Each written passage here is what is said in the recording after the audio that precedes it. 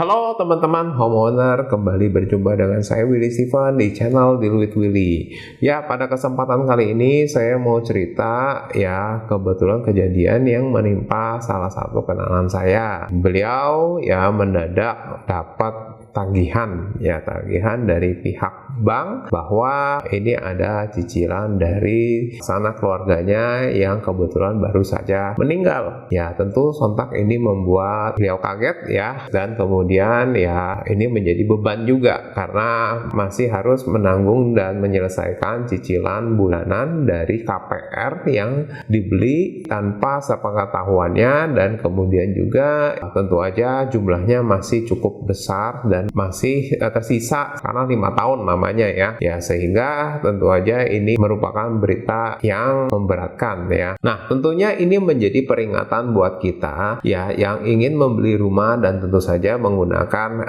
kredit alias KPR atau KPA. Ini tentu saja harus kita siapkan cara untuk mengamankan, termasuk memproteksi kita kalau terjadi sesuatu apa-apa dengan kitanya ya di kemudian hari, karena kita semua tahu ya tidak ada yang tahu persis apa yang akan terjadi di masa depan.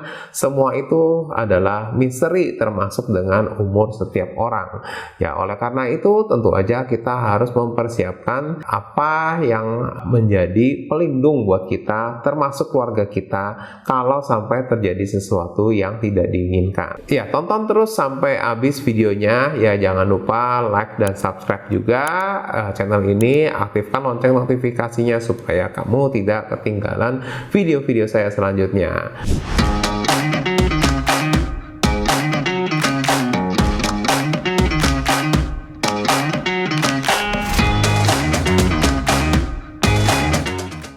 Yes, perkenalkan sekali lagi saya Willy Steven dan saya berkecimpung lebih dari 10 tahun di dunia properti. Saya akan sharingkan pengalaman saya bagaimana supaya kamu bisa memproteksi keuangan kamu dan terutama keluarga kamu terhadap properti yang kamu beli. Ya, berbicara tentang KPR. Nah, sebetulnya dalam setiap pengajuan KPR sudah bersamaan dengan adanya asuransi yang harus kita bayarkan pada saat kita mau mengambil KPR ya, atau mengambil propertinya saat kita melakukan akad jual beli dan akad perjanjian kredit ya. Tentunya asuransi itu akan melunasi ya semua sisa hutang kita ketika sesuatu terjadi, misalnya yang menyebabkan kita atau debitur ya, sebagai debitur harus sampai meninggal dunia ya. Itu berarti propertinya akan menjadi lunas dan akan menjadi milik ahli waris ya, dan si ahli warisnya pun tidak dibebankan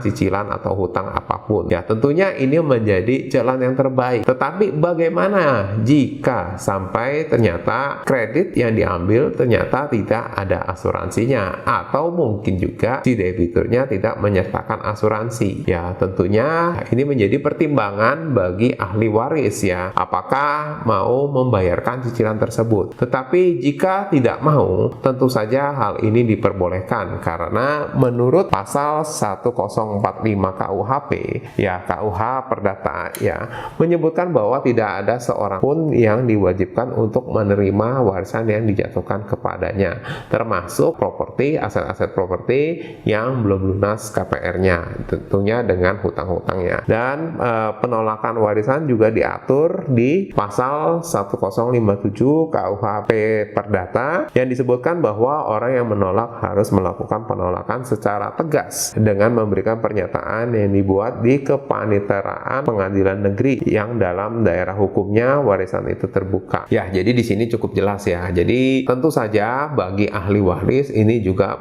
bisa mempertimbangkan apakah mau menjalankan cicilan tersebut ya, setiap bulannya melunasi ya. Karena kalau kita bicara ahli waris ya, tentunya memang biasanya umumnya adalah anak ya yang menerima warisan dari orang tua, tapi juga bisa sebaliknya. Apakah sebaliknya justru orang tua yang mendapat warisan, dalam hal ini properti yang belum lunas itu ya? Ini tentu menjadi beban juga bagi si orang tuanya ya, dan tentu bisa juga hubungan keluarga yang lain selain orang tua dan anak. Jadi ini tentu saja ya menjadi solusi yang bisa ditempuh. Nah, bagi ahli waris yang merupakan anak yang belum cukup umur ya, tentu saja ini dari pengadilan bisa juga mencarikan walinya ya, yang bisa menyelesaikan masalah aset properti yang belum lunas ini. Nah, jadi kembali lagi ke awalnya ya, ketika kita mengajukan KPR ya, tentunya sangat disarankan kita untuk mengambil asuransi untuk kredit propertinya itu sendiri. Ini tentu aja akan melindungi kita semua sekali lagi ya. Nah, buat kamu